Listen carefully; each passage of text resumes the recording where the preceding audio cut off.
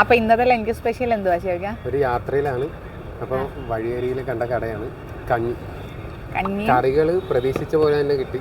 ചെറുപയർ, കടലയും പയറും ഒക്കെ തന്നെ കിട്ടി. അപ്പോൾ അതെന്തായാലും കൊള്ളാം. പിന്നെ കഴിക്കാൻ പോവാണ്. അപ്പോൾ എല്ലാവരും കറക്റ്റ് സമയത്ത് തന്നെ ഗ്രൂപ്പിലുള്ള എല്ലാവരും നമ്മുടെ ആൾക്കാരൊക്കെ കഴിക്കുക കേട്ടോ. ഓക്കെ.